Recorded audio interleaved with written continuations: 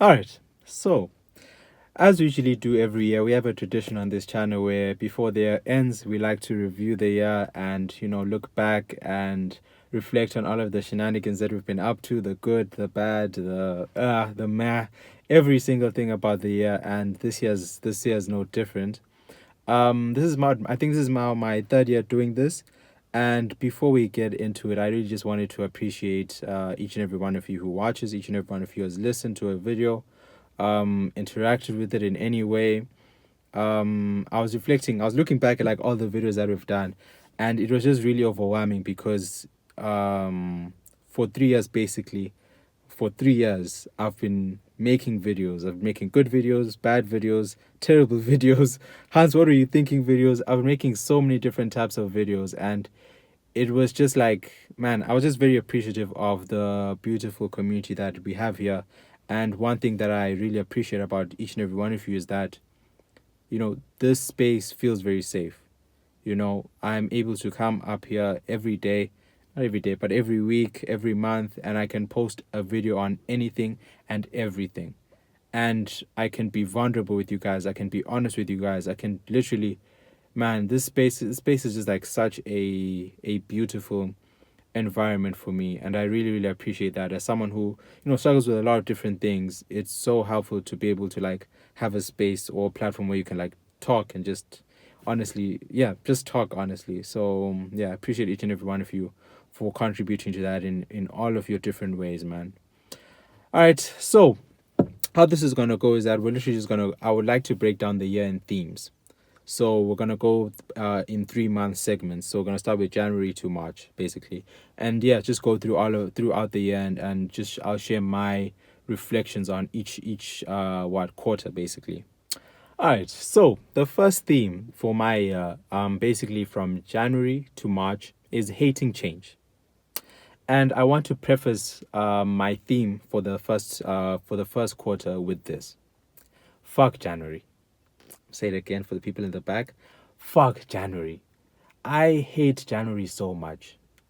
This is one thing that I've realized about myself, and probably will be a fact until I die, is I hate January so much. I hate the way that January looks. I hate the way that January talks. I hate the way that it sounds. I hate January. Bro, January is just horrible for me. And the one thing that I realize is that I hate January so much because that is usually consistently more consistently when I am so dysregulated. January is a time when there's so much change happening, and in such a short time that my emotions are so dysregulated. I am moving I'm having to react to things rather than being proactive. I'm having to register for school. I'm having to do so many different things. And it's just so hard. Like January to March are usually some of the most hardest times for me, honestly. And man, this year was no different. I think it might have been even worse, honestly, if I'll be honest with you. Because this year, especially, first of all, I was coming off a breakup. So I'm dealing with like the emotional, you know, how's about the emotional shrapnel of all of that. And then I'm coming off like I'm moving to a new city, starting a new program, and I'm like, okay, that's something that's a different change. And so there's so much for my anxieties to cling on to that. Man, man, I just remember my January was just like filled with me, first of all, questioning myself, feeling like, man, like wanting a moment for everything to stop, and it's like, bro, you have to keep going. Like there's no time to stop. Like that's another thing about January to March, is like there's never a moment for you to like catch your breath. You're constantly having to keep moving, you're constantly having to keep going, because there is no time for that. Because if you stop, you're going to miss a deadline. If you stop, you're going to miss this. You can't There's no moment for you to just like there's no moment for you to like take a deep breath. It feels like you're swimming upstream, and the tide is just taking you that way. And so, man, yeah, January to March, first quarters just in general are just terrible for me. And that's a big reason why I just hate change. I hate the way that it just like, I hate the impact that it has on me. And I pray that moving forward, knowing what I know now, I'll be able to like attack this coming January and these coming first quarters of my life with more, by the grace of God, I'll be able to handle it more effectively, so it doesn't dysregulate me as much. But my God, I just want to say it again because I just want to get it out of me. But fuck January. I'm just gonna say it again. All right, I think I've got all the fucks January's out of me now. Now the other thing I did want to say, which I wrote in my notes, is that one of the things I realized is the reason why I dislike January a lot is because of control. Control is one of the things that for me was such a big theme for me. And between April and June, control was such a key word for me, because I realized that another reason why the starts of the years are so difficult for me is because everything is out of my control. 90% of the things that are happening to me are out of my control. I'm having to work by deadlines set by other people. I'm having to learn, I was moving to a new city, so I'm having to learn how to talk to different people, how to interact with new people. And for me, as a person who's first of all insecure, but also I deal with so much like overthinking, and there's just so much going on. And what is it, paralysis, something, decision paralysis or something like that. But one, just struggling with all of that. There's just so much going on that's out of my control that there's just I said that I used the analogy of like the river, but like even that, it feels like I'm struggling to breathe at times. And my days, the emotional side of things, the physical side of things, having to move to a new place, it's just, man, January's first quarters are just terrible. And yeah. And then the next couple of quarters, April, May, and June. And the theme that I have for the second quarter for me was control. One of the things I realized is that because the reason why the first quarter brings so much dysregulation to my emotions, to everything that I'm going through, is because of the change that's happening, is because of control. I have realized that I'm kind of a control freak in a way. I need things to be in my control. I need everything to be curated, or I need to be able to like feel in control of as much that is happening as possible. And when things are outside of my control, i.e., when I'm around new people, when I'm in a new place, when I'm in an unfamiliar environment, that lack of control that I have in those environments, it just shuts me down in a sense. And so April to June for me was realizing that and kind of delving into that a bit more. I was lucky enough that this year I was able to spend a lot of time with myself, obviously because I was in a new place. And I realized that my struggles with a lot of the self-destructive behaviors that I have, like from porn to my spotlight effect to dealing with my insecurities with other people, is because of control. When I feel out of control, I lean into a lot of these destructive habits, and it just like and they give me a sense of control, regardless of how regardless of how bad that they are. They all give me a sense of control. Porn gives me a sense of control. Me choosing to isolate myself from other people and being a loner gives me a sense of control, because I don't have to deal with other people. I don't have to think. I don't have to reflect. I don't have to like bounce ideas or to be conscious of other people. And so control was such a big theme for me this year, and something that I'm still like what's the word? I'm still processing as well. It's just how can I learn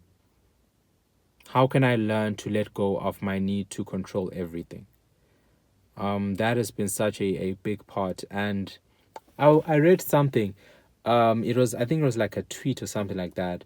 But it said that the gospel is very tough for people who require control, and the reason why is because God requires you to give up that. He requires you to give up your freedom. He requires you to give up your ability to not think for yourself, but to act, to behave, to lean on your fleshly desires.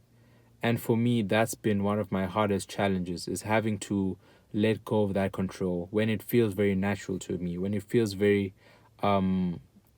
it feels, it's like it protects me.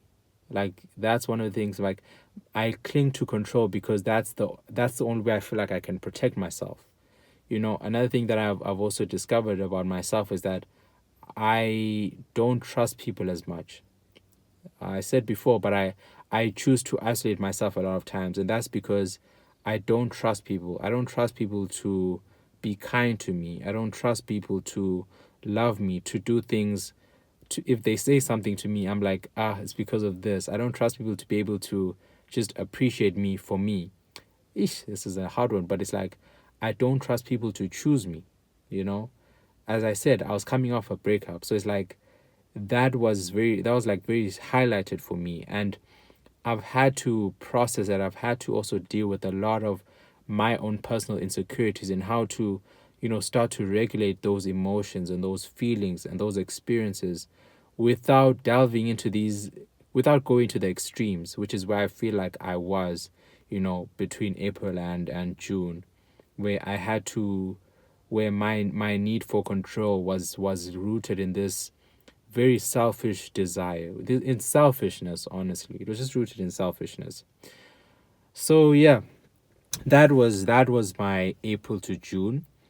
Yeah. All right. And then obviously with me now gaining an understanding, like, oh, okay, I'm a control freak and I'm someone who does not like change. So I'm learning all of these things. So the next step for me that happened was during July and September, where July and September for me, the theme around those months were just like breaking habits and patterns.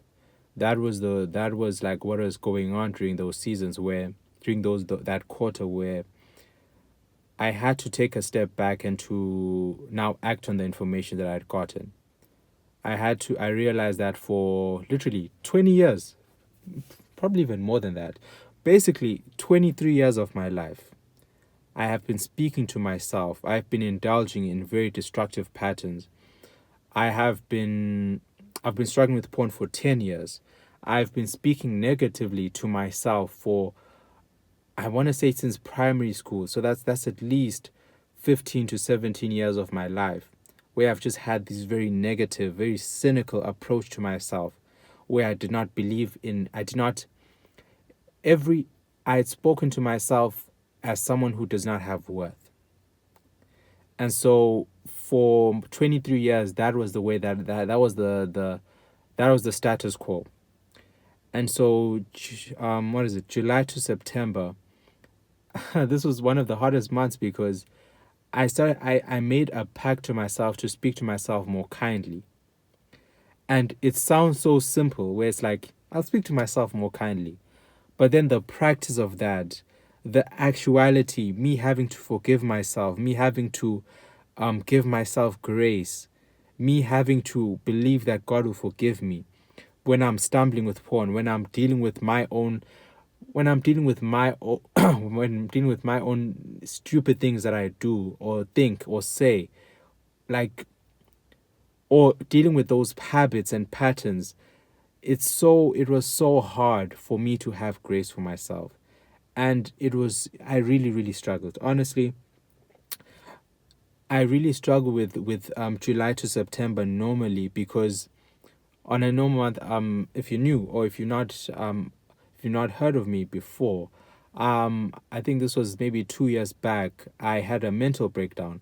It was especially during this time in July, September, where basically, because I was struggling with so much academic pressure and just stuff like that, I really just, like, I folded under pressure. Basically, the lights were too bright, bro. The lights were too bright. Shout out to Jared Allen. But the lights were too bright, and I folded, and like I ended up failing the year, and I had to come again the next year. And same things, a similar thing happened as well, where again in July to September, I had another breakdown, and this time, fuck, bro, I literally, oh man, fuck. Where basically in July and September last year, basically, I hate using filler words. Where July, September, I broke up with my girlfriend over text. And that happened because I had fallen into this pit of, like, feeling so, I didn't feel good enough for her, you know? I didn't feel good enough for her. I didn't feel like Like, I felt like she needed someone better than me. I just didn't feel like the guy. I didn't feel like the guy who I didn't feel like I deserved to be like her boyfriend or a partner. And so I broke up with her over text, and that really shattered her trust in me and in the relationship. And eventually we broke up, but I always look back at that time with such regret. And so basically, I'm I'm saying all of that to say that July to Septembers are always really terrible months for me, where I've developed these very terrible habits and patterns that happen during these times. Um, as evidenced by the two experiences that I've just shared. So this month, by the grace of God, I guess I'm looking back and I'm like, wow, God, like those 2 years, I've always like, been terrible. I've like done a lot of terrible things, the past 2 years between July and September. But this month, I made a active decision to want to speak to myself and to be kinder to myself, and that's something that's new. So I guess shout out to God. I'm realizing that now. Shout out to God for helping me to break those patterns basically. So yeah, let's get back into it. So, and the one thing I really said during this time is that I wanted to fall in love with myself. I realized that for so long I had fallen out of love with myself. I hated being me. I hated being Hans, if I'm being honest with you. I really hated it. I hated everything about myself. I questioned everything. I believed that everything about me was just a failure, that I was shit. I was even like a mistake. There was just so much that happens in my head. But I made a pact with myself that I'm going to be kinder to myself, and I'm going to do my best to, give myself grace. And that was something that I did, and it helped me because, as I became kinder to myself, I saw myself grow more confident. I started becoming more self-confident in myself. I started becoming more, it became easier to talk to people. It became easier to be the man that I need for myself. Shout out to Olivia Dean. It became easier for that. And it was just, yeah, so I remember this period of time was just a very pivotal time for me, and I think by the grace of God is a turning point as I move forward with my life and my self-awareness and my confidence as a leader, as a man, as a son, as a brother, as a student, as a friend. I pray that this season and the seeds that are planted of just kindness, being kind to myself, of growth, of choosing to break those 20-year battles was, I hope that, I know that they will bear fruit, and I'm really confident, I'm really grateful that I was able to experience that in this September, this July to September basically. All right, and then October to December, and the theme that I have for this for the last quarter of the year is that healing is not cute. Healing, when you are actively working on healing wounds, on healing trauma, on healing, dumb ass shit that you do, that you've learned to do to protect yourself, but now is stopping you from moving forward with your life, is not cute. Dealing with that shit is not cute. In fact, it's very ugly. And I know that ugly has a very it's usually as like it has a very personal connotation, but ugly I think is the perfect word to use because it describes the situation that's happening. It is such an ugly situation. It's very uncomfortable. It was so hard. Healing was very ugly for me because I had to look at myself, and there was so much bitterness towards myself. There was so much bitterness towards my family. There was so much bitterness towards friends, towards previous relationships, towards even God. There was just so much bitterness. And there was also like there were also like these undercurrents of like hopelessness as well, where because you're in a healing process, healing doesn't happen overnight. Fuck. It's just hit me, bro. Like, healing doesn't happen overnight. Healing does not happen overnight. Healing is a very slow process. It's a process where you have to keep on repeating things over and over and over again. And I'm even thinking about it. For 10 years, I've literally spent conditioning my mind, like sexually, right? I've spent conditioning my mind, and I've seen the effects of that. And now it was very naive of me to think that all of that was going to change overnight. It was very naive. And so the reason why I say that the theme for this quote is that healing is not cute is because I'm still learning to appreciate, to internalize the fact that I have to be slow. Like, this process is going to be slow, but it's going to be worth it. Yeah, it's going to be worth it. It's going to be a process where we're going to take 2 steps forward, 1 step back, 2 steps forward, 1 step back in the way that I speak to myself, because there are times when I feel the urge to like just go back to being very mean to myself. I'll feel the urge to want to go back to just being like, man, you're such a flop. There'll be so many of those moments, but I'm really like learning, especially this period is like, man, you have to just speak. You have to just like to what's the verse? It's you can't do it. I can't do it by my. It's not by my strength. It's not by my might. It's not by my will, but only by your spirit. It's only by God's spirit. And you know the thing about God is like, God has time. God, if there's one thing that this nigga has, it's time. God, bro, think about it. God is before time. God is after time. God has time, bro. God has time. So if God has time, who am I to be like, hey, bro, I want this shit to happen the next day? So yeah, man, it's such.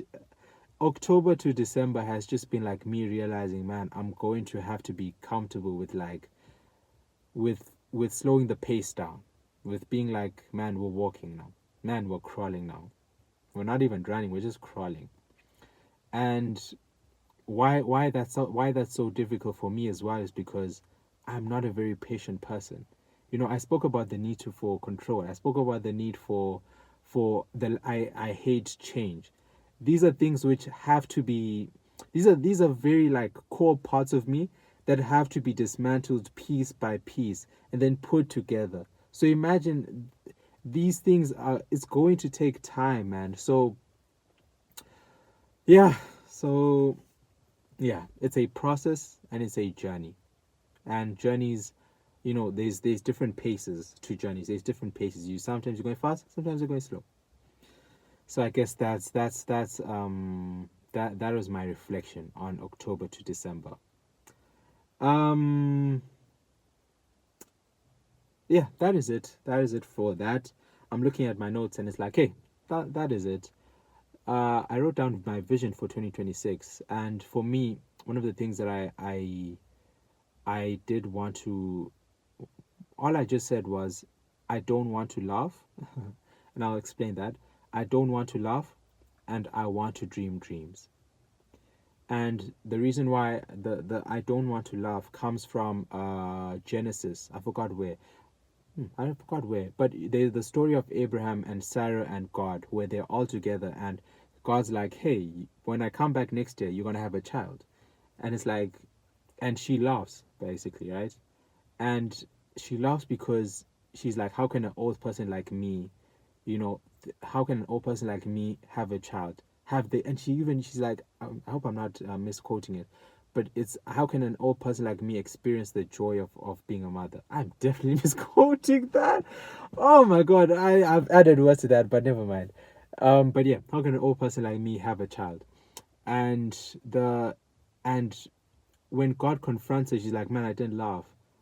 And basically why I wanted to say I don't want to laugh is because I don't want to I don't want to hold on to those beliefs about myself. I don't want to hold on to the lies about myself that I've told about me. I don't want to lie about even some of the facts, some of the weaknesses about myself that have made my whole identity. I don't want to hold on to I don't want to hold on to my trauma. I don't want to hold on to my pain. I don't want to hold on to, past situations. I don't want to laugh in a way. I don't want to laugh that in a way that will make me question God, or make me believe less in what God has for me. And that links to my next bit, which is about dreaming dreams. Man, I want to dream dreams. I am someone who, for so long, as I said, bro, I broke up with my ex-girlfriend, with my ex, because because I didn't believe that I deserved to be with her, because I had so much insecurity about who I was, about what I could do, about, everything. And I'm like, bro, I don't want that anymore for myself. Like, not even for like me, not even for me and me, but like for someone else thinking about me. I don't want that for me. You know? I hope that made sense. I hope that made sense. But when I say I want to dream dreams, I want to believe that everything is possible. It doesn't mean that I'm going to do everything that I think will happen. But it just means that I want to believe that God can do anything in my life. I want to have faith that that God loves me, that even like in the simple things, that God has there's an abundance of grace available to me. There's abundance of redemption, that God has already fulfilled, He's atoned for my sin, that He loves me, that He thinks 1,000, a million, more thoughts that is on my, He knows every hair that is on my head, that He cares about me, that He sees me. Those are the type of dreams that I want to have. It's not just like money wise, but it's even like those intimate relational dreams. Yeah. So that is my 2025 year in review. Thank you so much. If you get to this point, I really appreciate you. How was your year? What are some things that you have learned? What are some challenges that you faced? What are some goals that you achieved? What are some ways that you grew, matured, all of that good stuff, man. Share that. I'm definitely going to appreciate that a lot. And yeah, to 2026 and beyond, I pray for you. I pray for your family. Pray for whatever, dreams that you have, experiences that you want to do. Thank you. Thank you. First of all, whoa. Yeah, it's the 22nd. First of all, thank you, God, for allowing us to meet here. First of all, thank you, God, for allowing us to meet here. It's been such a fun year, and the fact that you've gotten this far, man, is just testament to God. In whatever way that, I know our circumstances are different, but in whatever way that you have gotten here, man, that is such a big thing, and it's a cause for celebration. And so, in this moment, we appreciate God, and also moving forward, we're also like, man, I can't wait to see what you get up to. And yeah, so I will see you guys somewhere, somehow, on one of these channels. Peace. See you guys in 2026. Boom, boom, boom, boom.